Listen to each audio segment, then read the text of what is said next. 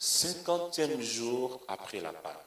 C'est-à-dire qu'à partir de la Pâque, on devait compter 7 semaines. Or, une semaine a 7 jours. Et quand on fait 7 fois 7, qui fait 49. Et maintenant, le lendemain, c'est qui faisait 50.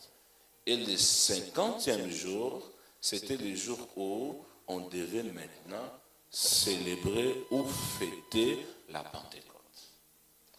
Parce que tout simplement, on comptait 7 semaines avant la Pentecôte. Donc les 7 semaines, on les comptait par rapport à la Pâque. Après avoir célébré la Pâque, les jours suivants, les enfants d'Israël devaient compter 7 semaines avant de célébrer la Pentecôte. Est-ce que jusqu'à vous me comprenez? Il y avait 7 fêtes qui étaient célébrées à l'honneur de l'Éternel. Mais nous devons comprendre que notre Dieu opère même dans les fêtes. Mais ce qui nous intéresse parmi les 7 fêtes ce matin, c'est la fête de Pentecôte.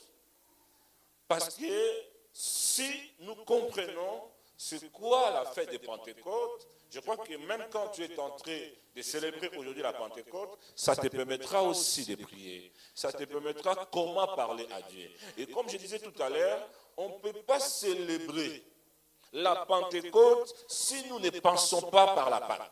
On ne peut pas célébrer la Pentecôte si quelqu'un n'est pas passé par la Pâque.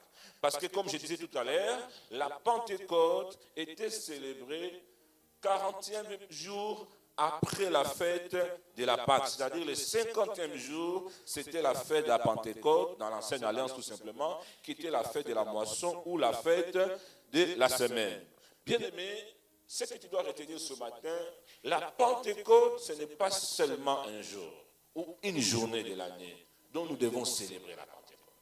Ce que nous devons retenir ce matin, la Pentecôte n'est pas seulement une seule date que nous devons arrêter dans notre vie chrétienne. Mais pour un enfant de Dieu, il doit vivre la Pentecôte tous les jours de sa vie. Tous les jours de notre vie, nous devons vivre la Pentecôte. Quand tu te réveilles, quand tu marches, quand tu travailles, ta vie doit être une vie dont tu manifestes la Pentecôte.